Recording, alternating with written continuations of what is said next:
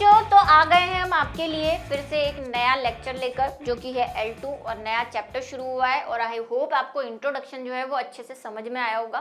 तो देख लेते हैं क्या है। हम पढ़ने वाले हैं प्लांट किंगडम के बारे में।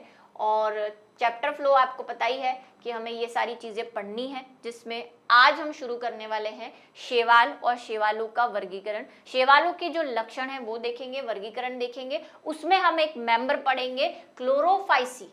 ठीक है, आज एक ही मेंबर पढ़ेंगे और उसके बाद बाकी के 2 मेंबर पढ़ेंगे। तो देख लेते हैं क्या है क्लासिफिकेशन। जैसा कि लास्ट वीडियो में आपने देखा था, हमने शैवालों के जनरल कैरेक्टर्स देखे थे। बस उसी जनरल कैरेक्टर में थोड़े थोड़े वेरिएशन होके हम ये 3 क्लासेस बनाते हैं, यानी वर्ग बनाते हैं। पहली होती है क्लोरोफाइसी। देख लेते हैं। शैवालों के 3 प्रभागों में बांटा गया है।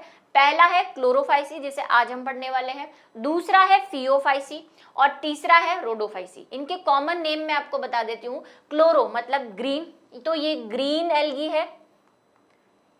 फियोफाइसी मतलब भूरी एल्गी, जिसको ब्राउन एल्गी भी कहते हैं। और रोडोफाइसी यानी रेड एल्गी, इसको रेड या लाल एल्गी या लाल शैवाल भी कहते हैं। सबके नाम से इनका कलर पता ही चल रहा होगा, रेड से रेड पता चल रहा है। फियो का मतलब होता ही भूरा है, अगर लैटिन ट्रांसलेशन थोड़ा सा आपको पता है। और क्लोरो से हरा आपको पता चल गया होगा, ग्रीन एल्गी। तो आज हम जो करने वाले हैं वो है ग्रीन एल्गी, यानी कि क्लोरोफाइसी। तो शुरू करते हैं क्लोरोफाइसी, जिसका हमने एक मेंबर आपको लास्ट वाली स्लाइड में, यानी लास्ट वाली जो क्लास थी उसमें बताया था कि क्लोरोफाइस जो क्लेमाइडोमोनास है वो क्लोरोफाइसी का मेंबर है। इसके बारे में थोड़ा सा हमने डिटेल में पढ़ा था, आज थोड़ा सा और डिटेल में पढ़ेंगे। इसका स्ट्रक्चर देखा था। तो देख लेते हैं कॉमन कैरेक्टर्स क्या है। जैसा कि मैंने कहा, इनका कॉमन नेम क्या है, ग्रीन एल्गी या हरे शैवाल। इस वर्ग के सदस्यों को सामान्यतः हरे शैवाल कहते हैं, क्योंकि इनका रंग कैसा है, हरा। क्लोरा से आपको याद हो जाएगा, क्लोरोफिल पढ़ते आए हैं आप, उसका कलर हरा होता है, तो ये हरे होंगे, क्योंकि इनमें क्लोरोफिल ए और क्लोरोफिल बी प्रभावी होता है। जब हमने शैवालों के जनरल कैरेक्टर पढ़े थे तो मैंने आपको बताया था कि क्लोरोफिल ए सभी शैवालों में पाया जाता है, लेकिन ये जो कलर वेरिएशंस आ रहे हैं, मतलब कुछ भूरे हो रहे हैं, कुछ रेड हो रहे हैं, ये बाकी के पिगमेंट और क्लोरोफिल की वजह से होता है। तो जब भी आप एल्गी का कोई भी क्लासिफिकेशन डिस्क्राइब करेंगे, क्लोरोफिल ए तो आपको लिखना ही लिखना है। ठीक है, एक लास्ट में हम कोशिश करेंगे एक टेबल बना के शो कर दें, ताकि तीनों का हम अंतर देखते देखते उसको पढ़ लें और उसको याद करने में भी थोड़ा सा इजी हो जाएगा। तो क्लोरोफिल ए और क्लोरोफिल बी जो होता है वो प्रभावी होता है। इसमें 2 टाइप के क्या मिलते हैं, पिगमेंट मिलते हैं।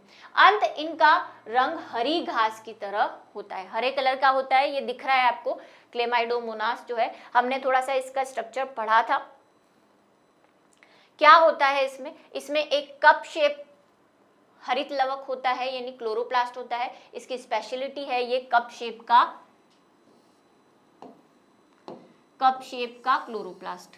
और इसके अंदर क्या होते हैं, संचित भोज्य पदार्थ होता है, जिसको पायरिनोइड कहा था हमने। 2 फ्लैजिला होते हैं, यानी कशाब होते हैं। और अंदर क्या होगा, कोशिका द्रव्य होगा। एक आई स्पॉट होता है, रेड कलर का जो आपको दिख रहा है वो आई स्पॉट है। क्या काम है इसका, प्रकाश के लिए संवेदी है ये, है ना, लाइट के लिए, क्योंकि ये फोटोसिंथेसिस करेंगे तो उसमें इनकी हेल्प करता है। दूसरा कैरेक्टर है, कुछ हरे शैवाल जैसे शैवाल लाइकेन में कवक के साथ सहजीवी के रूप में पाए जाते हैं। हम लाइकेन पढ़ चुके हैं लास्ट चैप्टर में, और उसमें हमने पढ़ा था कि उसमें कवक और शैवाल दोनों मिक्स होके सहजीवन करते हैं। तो कुछ शैवाल तो कैसे रहते हैं, लाइकेन की फॉर्म में भी रहते हैं। कई शैवाल, और ज्यादातर मैंने आपको कहा जब हमने इनका क्लासिफिकेशन थोड़ा सा पढ़ा था कि ज्यादातर शैवाल कैसे होते हैं, जलीय पाए जाते हैं, मतलब एक्वेटिक हैं सारे। ये वाले जो लाइकेन है वो जनरली लैंड पे होते हैं। तो लाइकेन जो है वो लैंड पे होते हैं, तो ऑब्वियसली ये वाला जो लाइकेन है, शैवाल है जो लाइकेन के साथ रह रहा है, वो कैसा होगा, लैंड वाला होगा। हरे शैवाल कई प्रकार के आकार व माप में पाए जाते हैं। कुछ शैवाल जो हैं वो सूक्ष्मदर्शी व एक कोशिकी। चल का मतलब चलने वाले, जिसका एग्जाम्पल ये रहा क्लेमाइडोमोनास, क्योंकि इसमें फ्लैजिला है तो ये समुद्र में क्या करेगा, चल सकता है। लेकिन कुछ अचल भी होते हैं, मतलब कुछ क्या होंगे, नॉन मोटाइल। चल का मतलब मोटाइल, अचल का मतलब नॉन मोटाइल, तो वो है क्लोरेला। इसके अलावा यूलोथ्रिक्स, यूलोथ्रिक्स का हमने लास्ट डायग्राम बनाया था, आपको ध्यान हो इस तरह का। तो भाई ये कहां से, इसमें क्या है नीचे, इसको बोलते हैं होल्ड फास्ट। घबराए ना, हिंदी भी लिख रही हूं।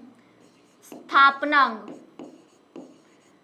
क्या करेंगे, स्थापनांग से पता चल रहा होगा, स्थापन करने के लिए इनके पास एक जड़ तो नहीं बोल सकते आप, जड़ जैसी संरचना ये नहीं है, जड़ जैसी भी नहीं है, सिर्फ इनको एक जगह पे स्थापित करने के लिए एक कुछ स्पेशल टाइप की कोशिकाएं होती है जिनको हम कहते हैं स्थापनांग या होल्ड फास्ट, जिससे ये यूलोथ्रिक्स, किसका डायग्राम बनाया मैंने लास्ट टाइम भी बनाया था। इसकी स्पेशलिटी मैंने आपको बताई थी कि एक तो क्लेमाइडोमोनास में आपको ध्यान रखना है कि कप शेप कैसे होते हैं, हरित लवक या क्लोरोप्लास्ट होते हैं। यूलोथ्रिक्स की स्पेशलिटी है कि इसके हरित लवक जो होते हैं वो घोड़े की नाल के शेप के होते हैं, कुछ इस तरह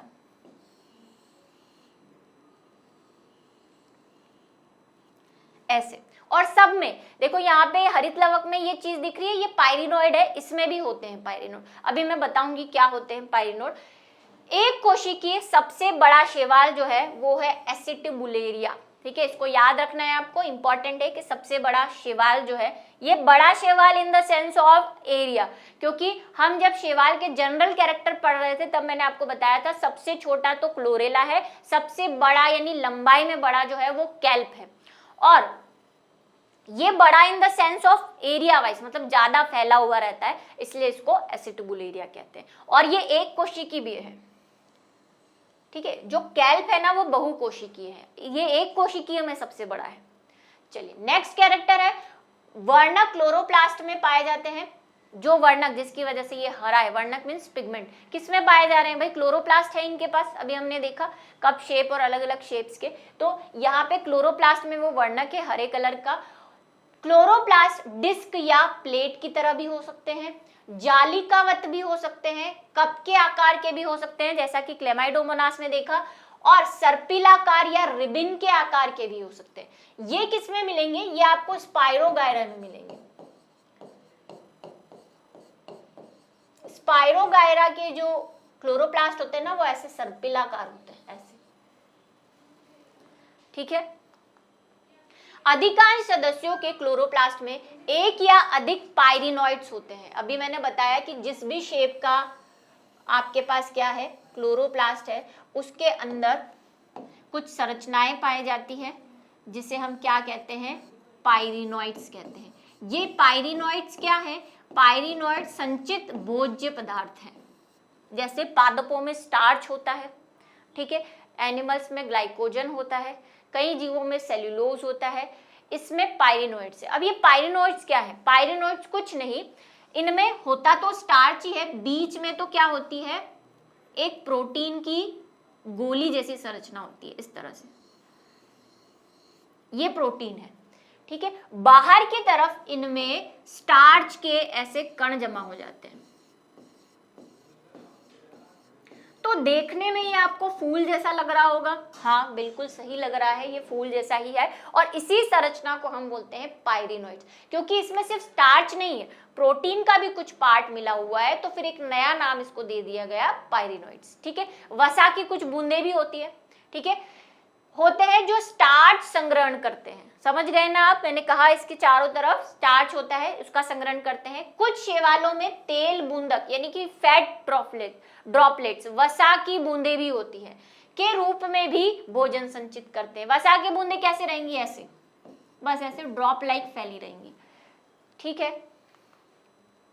हरे शैवाल में कठोर कोशिका भित्ति होती है, यानी कि जो भी है, जैसे अगर क्लेमाइडोमोनास की बात करें तो इसके सबके बाहर क्या होगी, कोशिका भित्ति होगी, शैवालों में कोशिका भित्ति है, और ये कैसी है, बहुत ही कठोर है, हार्ड है। क्यों हार्ड है? क्योंकि इसमें एक तो सेल्यूलोज मिल रहा है, सेल्यूलोज अपने आप में हार्ड होता है। हमने पहले भी पढ़ा हुआ है जब हमने पादपों के बारे में पढ़ा था कि पादपों की कोशिका भित्ति सेल्यूलोज की बनी होती है जो उन्हें यांत्रिक सहायता प्रदान करती है, दृढ़ता प्रदान करती है ना। इसी जगह जब हमने पैरामीशियम पढ़ा था तो मैंने कहा था उसमें कोशिका भित्ति नहीं होती, उसमें पेलिकल होता है जो कि जेली समान संरचना होती है और लचीला होता है। लचीला का मतलब सॉफ्ट होता है। सेल्यूलोज से बनी कोशिका भित्ति सॉफ्ट नहीं होती, वो थोड़ी सी हार्ड होती है। तो ये सेल्यूलोज से बनी हुई है, इसीलिए इनकी कोशिका भित्ति कैसी होगी? हार्ड। और इसके साथ एक और सब्सटेंस इसमें मिलता है जिसको बोलते हैं पैक्टेट। अगर किसी बुक में पैक्टोज लिखा हुआ है तो वो सही कर देना, क्योंकि मैंने काफी बुक्स में पैक्टोज लिखा हुआ पढ़ा है। हालांकि ये भी एक प्रोटीन ही है लेकिन ये पैक्टेट है, ठीक है। पैक्टोज से मिलता जुलता प्रोटीन है, एग्जैक्ट पैक्टोज जैसा नहीं है, इसलिए हम इसे पैक्टोज नहीं कह सकते। हरे शैवालों में कठोर कोशिका भित्ति होती है जिसकी भीतरी सतह सेल्यूलोज की तथा बाहरी सतह पैक्टेट की बनी होती है, ठीक है। ये बात हम डिस्कस कर चुके हैं। नेक्स्ट पॉइंट है, इनमें कायिक जनन प्राय तंतुओं के टूटने से होता है। अब आ गई बात रिप्रोडक्शन की। रिप्रोडक्शन में हमने जब जनरल कैरेक्टर पढ़े थे शैवालों के तो मैंने कहा था कि शैवालों में दोनों टाइप का रिप्रोडक्शन पाया जाता है, एसेक्सुअल यानी अलैंगिक जनन भी पाया जाता है और सेक्सुअल रिप्रोडक्शन यानी कि लैंगिक जनन भी पाया जाता है। तो अगर हम अलैंगिक जनन की बात करें तो अलैंगिक जनन में कायिक जनन होता है, खंडन होता है, द्विविखंडन होता है, मुकुलन होता है, जो कि हम पिछले क्लासेस में भी डिस्कस कर चुके हैं। तो इनमें जो जनन है एक तो कैसा है? कायिक वाला है, जिसमें भी मेन जो है वो फ्रेगमेंटेशन यानी कि खंडन। फ्रेगमेंटेशन का मतलब होता है खंडन, टूटना। क्या होगा? जो भी शैवाल होगा वो 2-4 टुकड़ों में बढ़ जाएगा और हर टुकड़ा नया शैवाल बना लेगा। इसको हम बोलते हैं खंडन की प्रक्रिया। अलैंगिक जनन फ्लैजिला युक्त जूस्पोर से होता है जो कि चल बीजाणुधानी में बनते हैं। इसको समझ रहे हैं हम अभी। सबसे पहले बात कर लेते हैं अलैंगिक जनन की।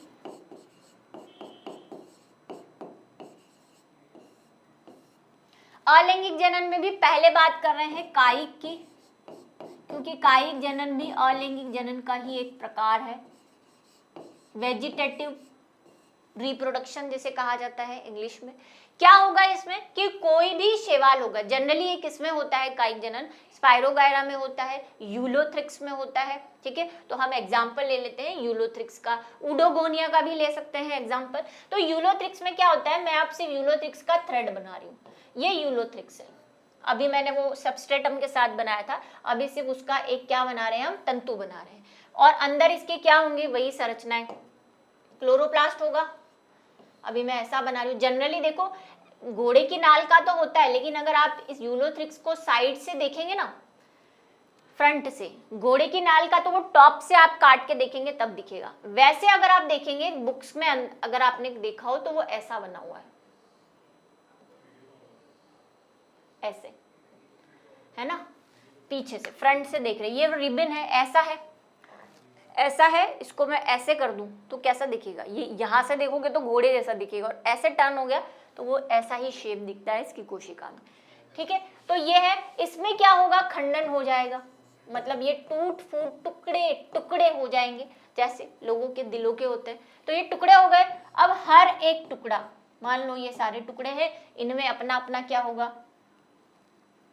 सेल होगी, किसी में आधी होगी, किसी में पूरी होगी, और क्लोरोप्लास्ट भी होगा।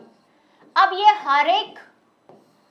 हर एक टुकड़ा बड़ा होकर वृद्धि कर कर क्या बना लेगा, नया यूलोथ्रिक्स, या जिसकी भी हम बात करें वो नया शैवाल बना लेगा। तो इस तरह एक तो जनन होता है इसमें। दूसरी बात होती है लैंगिक जनन, अलैंगिक में बीजाणु द्वारा।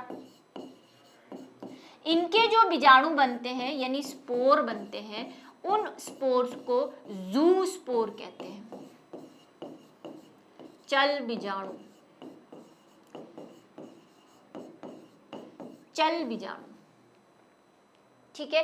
क्यों चल बीजाणु कहते हैं? क्योंकि इनके स्पोर में फ्लैजिला होते हैं। ये क्लोरोफाइसी का कैरेक्टरिस्टिक है, ठीक है। इनके जो बीजाणु होते हैं वो चल वाले होते हैं, मतलब फ्लैजिला वाले होते हैं, चाहे वो यूलोथ्रिक्स का हो, क्योंकि यूलोथ्रिक्स अभी हमने बनाया है ऐसा होता है, वो तो सबस्ट्रेटम से टिका हुआ, इसमें कोई फ्लैजिला नहीं है, लेकिन इसके जब जूस पोर बनेंगे तो उसमें फ्लैजिला होंगे।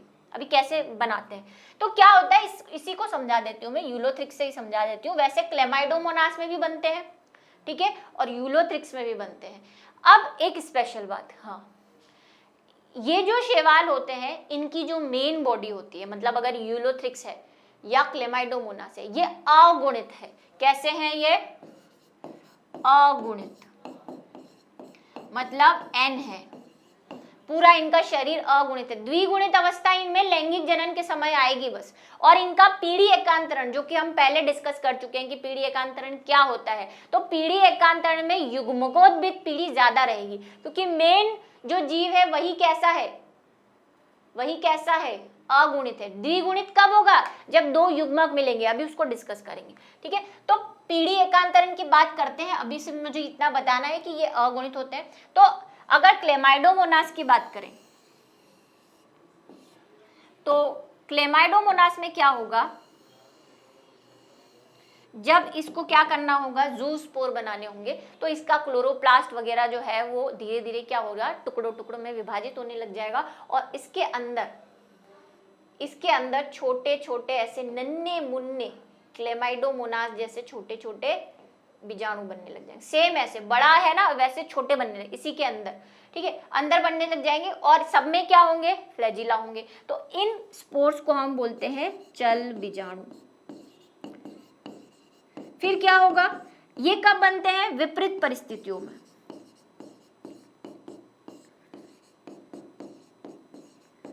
विपरीत परिस्थितियां क्या होती है? विपरीत परिस्थितियां ऐसी होती है कि जब इन्हें अपने लिए जो एनवायरनमेंट चाहिए, जैसे ये पानी में रहते हैं, तो इन्हें अगर ऐसा लगा कि बारिश का मौसम जाने वाला है, या जिस जगह पे पॉन्ड में, जिस गड्ढे के अंदर ये रह रहे हैं वहां पे पानी सूखने वाला है, तो उसको बोलते हैं विपरीत परिस्थितियां। आपकी और मेरी तरह इनकी विपरीत परिस्थितियां नहीं होती कि एग्जाम में पढ़ के गए नहीं है, पेपर आया, सब हवाइयां उड़ रही हैं तो विपरीत परिस्थितियां आ गई हैं, क्योंकि कुछ समझ नहीं आ रहा है। इनकी परिस्थितियां हमारे से थोड़ी सी अलग है। इनकी परिस्थितियां ऐसी, जब इन्हें लगे कि अब मेरा सरवाइव करना यानी जीना मुश्किल हो रखा है, तो ये ऐसे एक से ज्यादा, भाई एक तो कब तक जिएगा, तो ये सोचते हैं मैं अपनी संख्या बढ़ा देता हूँ, 6 बनाऊंगा, उसमें से 4 तो जिएंगे कहीं ट्रांसफर होके। तो ये विपरीत परिस्थिति में ऐसे चल बीजाणु बना लेते हैं, फिर पड़े रहते हैं, इनके चारों तरफ ऐसी एक संपुट बन जाता है, कैप्सूल बन जाता है, ठीक है। कैप्सूल फॉर्मेशन भी होता है इनमें, सब में नहीं होता, वो मैं ज्यादा क्या है ग्रेजुएशन लेवल पे नहीं जाना चाह रही हूँ, इसलिए नहीं बता रही, ठीक है। कैप्सूल होता है। तो ये क्या, फिर क्या होगा, जब परिस्थितियां, इनको लगेगा कि नहीं जिस जगह पे भी है वहां पे हमारे लिए अनुकूल परिस्थितियां आ रही हैं, तो अनुकूल परिस्थिति में क्या होगा, ये फट जाएगा, ये फट गया, और ये सारे जो हमारे जूस्पोर हैं ये बाहर निकल के हर एक जूस्पोर अपनी आकार में वृद्धि करके नया क्लेमाइडोमोनास बना लेगा। अब यूलोथ्रिक्स की बात कर लेते हैं। यूलोथ्रिक्स में क्या होगा, ये सबस्ट्रेटम है, देखो मैं रफ बना रही हूँ, हालांकि ये ऐसा होता है, चलो एक बार फिर से, वैसे मैं हमने लास्ट में यूलोथ्रिक्स को बना दिया था लास्ट क्लास में, इसलिए मैं अभी थोड़ा रफ बना रही थी, लेकिन चलो एक बार और कोशिश कर लेते हैं। देखो ये सबस्ट्रेटम, ये एक सेल, फिर उसके ऊपर दूसरी सेल, फिर उसके ऊपर तीसरी सेल, फिर चौथी सेल, ऐसे ऐसे ये लंबा सा होगा, और ये इसका सबस्ट्रेटम, और इसमें होगा इसका वही घोड़े के नाल वाला क्लोरोप्लास्ट। अब यूलोथ्रिक्स भी कैसा होगा, N अगुणित है, ये भी अगुणित है, सब अगुणित ही है।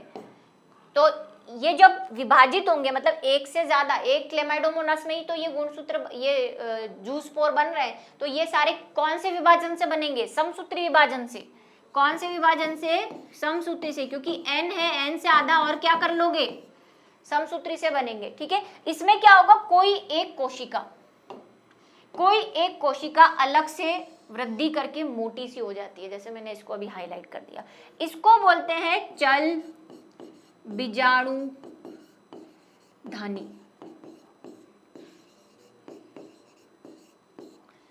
या इंग्लिश में इसको बोलते हैं ज़ूस्पोरेंजियम।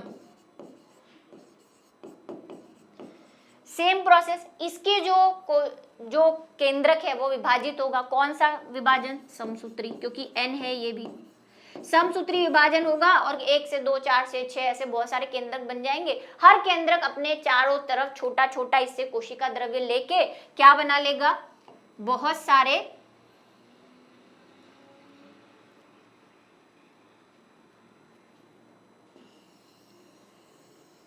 अब मैं सिर्फ हाईलाइटेड वाली बना रही हूँ, है ना, ये आसपास की नहीं बना रही। इसमें बहुत सारे क्या बन जाएंगे? केंद्रक अपने आसपास लेगा और क्या बना लेगा? बहुत सारे ऐसे ही ज़ूस्पोर बना लेगा। सबको ज़ूस्पोर ही कहते हैं। ये चल बीजाणु धानी है, चल बीजाणु धानी में चल बीजाणु बनेंगे।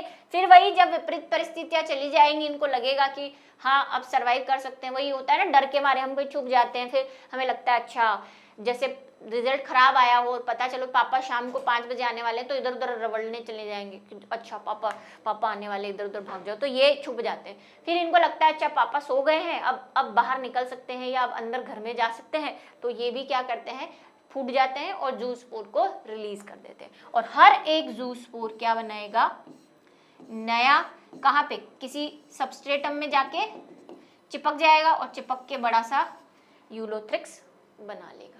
ठीक है, इसमें तो सेम, इसमें तो सिर्फ साइज में बड़ा होते ही ये क्लेमाइडोमोनास बन जाएगा, लेकिन इसके तो ज़ूस्पोर और मेन जो शैवाल है उसमें काफी डिफरेंस है ना भाई। ये और ये कहाँ एक जैसे? तो ये कहाँ गिरता है? ये किसी सबस्ट्रेटम पे गिरेगा, फिर स्थापनांक बनाएगा और फिर अपने शेप में वृद्धि करके एक नया यूलोथ्रिक्स बना देगा।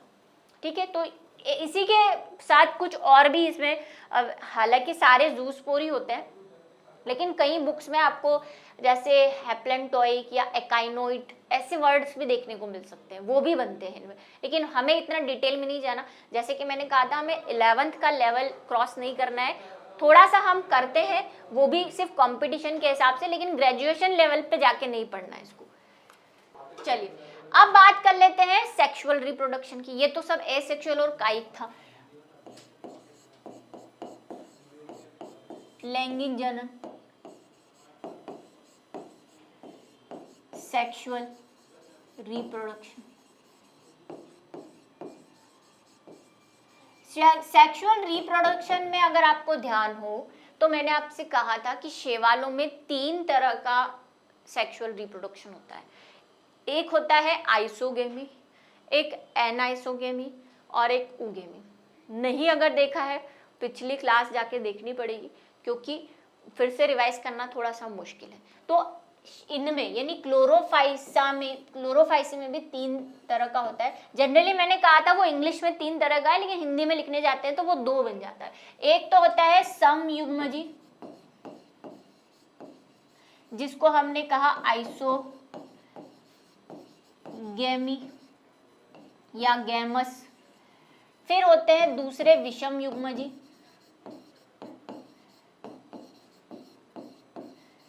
जिसको इंग्लिश में हम कहते हैं हेटेरोगैमस। और इन्हीं को इंग्लिश में फिर 2 तरह से बांट देते हैं। एक को बोल देते हैं एनआइसोगैमस और ऊगैमस। ठीक है, इसको इंग्लिश में हिंदी को ट्रांसलेट करोगे ऊगैमस को तो भी ऊगैमस ही लिखा हुआ है हिंदी में भी, और एनाइसोगैमस की जगह विषम युग्मजी और हेटेरोगैमस की जगह भी विषम युग्मजी लिखा हुआ है हिंदी में। तो वो कोई दिक्कत ही नहीं है, क्योंकि हिंदी में तो 2 ही टाइप है। इंग्लिश में हम क्या करते हैं, हेटेरोगैमस को फिर 2 में बांट देते हैं। इसके लिए कोई हिंदी टर्म नहीं है अभी तक, क्योंकि इसी के ये टाइप है। ये हमने लास्ट क्लास में डिस्कस किया था कि ये क्या होते हैं। तो क्लोरोफाइसी में भी ये तीनों टाइप के रिप्रोडक्शन स्किल्स मिलते हैं। ठीक है, पहली क्या थी, आइसोगेमी थी। हालांकि मैं पिछली क्लास में समझा चुकी हूँ, लेकिन थोड़ा सा मैं रिवाइज कर देती हूँ। आइसो का मतलब होता है सेम, यानी कि होमो। जब दोनों गैमेट, गैमेट मतलब एक नर और एक मादा, दोनों अगर सेम साइज के हों या सेम शेप के होते हैं तो हम उसे बोलते हैं आइसो। आइसो का मतलब सेम, और हिंदी में सम से आपको मीनिंग समझ आ रहा होगा। दूसरे हैं विषम युग्मजी। विषम मतलब अलग अलग। अब अलग अलग 2 तरीके से हो सकते हैं, या तो होंगे एन आइसो। एन आइसो का मतलब क्या होगा, शेप में तो साइज में तो सेम है, लेकिन एक होगा चल और एक होगा अचल। अब वो लास्ट क्लास में जाना अगर ज्यादा डिटेल में समझना है। और इसमें क्या होगा, एक चल एक अचल और साइज में भी डिफरेंस। तो ये तीनों टाइप की क्लास जो है रिप्रोडक्शन वो कहाँ मिलते हैं, हमें क्लोरोफाइलसी के अंदर मिलते हैं।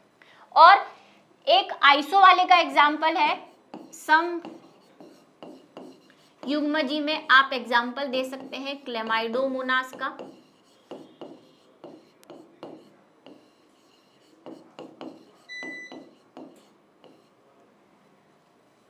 विषम युग्मजी जिसमें क्या होंगे, या तो ऊ होगा या फिर एनाइसो होगा। तो ऊ गेमस का आप एग्जाम्पल ले सकते हैं ऊडोगोनिया, और एनाइसो का देना चाहते हैं तो यूलोथ्रिक्स दे सकते हैं। ठीक है, यूलोथ्रिक्स।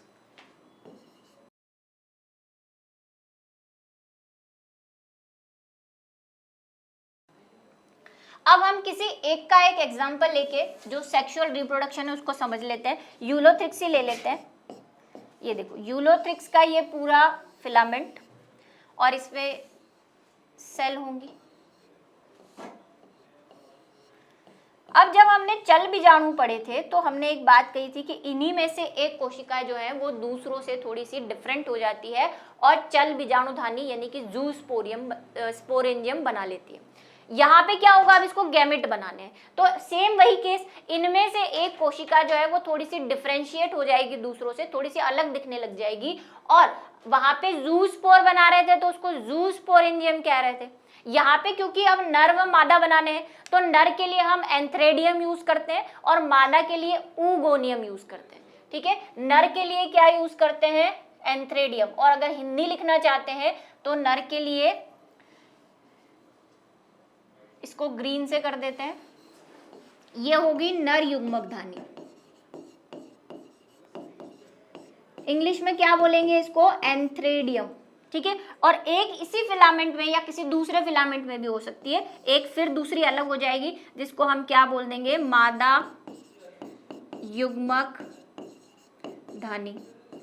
ये बात हम पहले भी डिस्कस कर चुके हैं कि क्लोरोफाइसी के सारे मेंबर अगुणित है। तो ये कैसे होंगी कोशिकाएं, सारी के सारी अगुणित होंगी।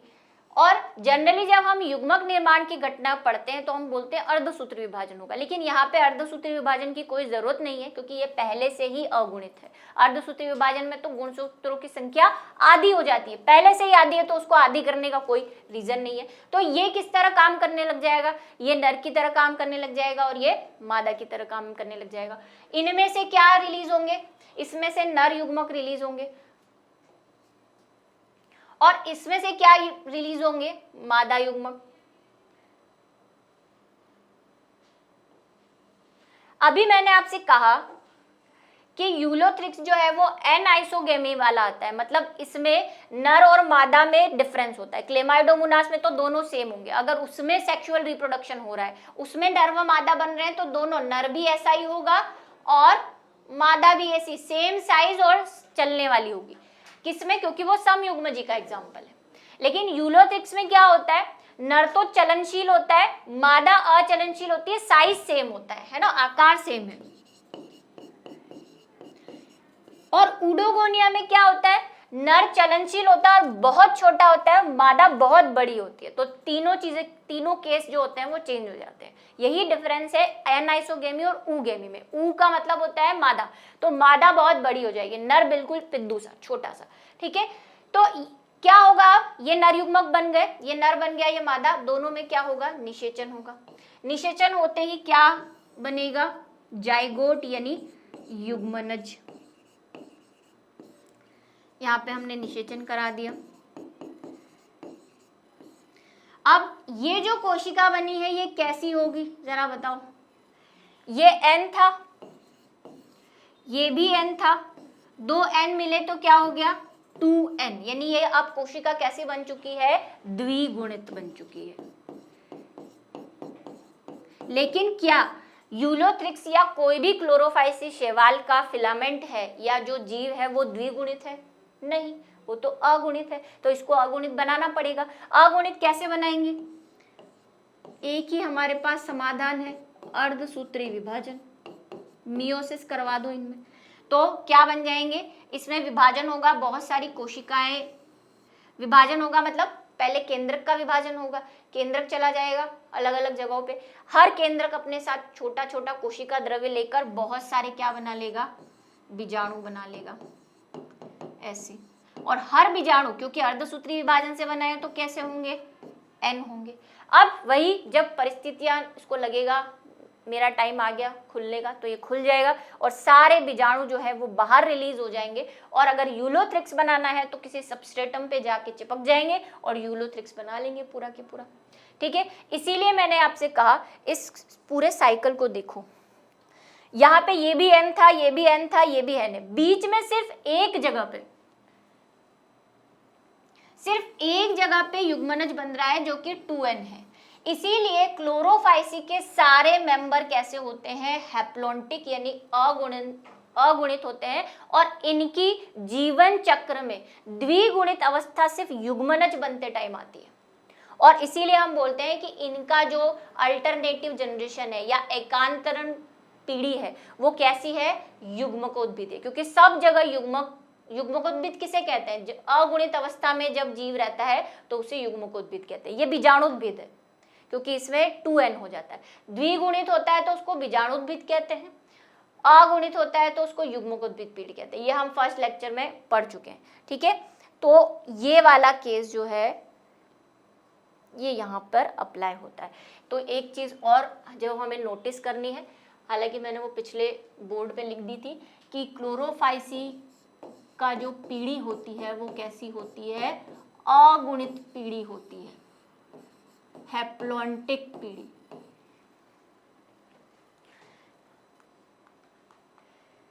अब दिक्कत ये आती है कि कई बुक्स में, एनसीईआरटी से तो बहुत ज्यादा पढ़ लिया हमने, इतना तो एनसीईआरटी में दे ही नहीं रखा, लेकिन कुछ बुक्स अगर आपके पास नेक्स्ट पब्लिकेशन है, कोई अलग पब्लिकेशन की है, तो ज़्यादा कोई टेंशन की बात नहीं है, उन्होंने ग्रेजुएशन लेवल तक का आपको पढ़ा रखा है। हमने ये यूलोथ्रिक्स पढ़ा है, उन्होंने क्लेमाइडोमोनास भी पढ़ा रखा होगा।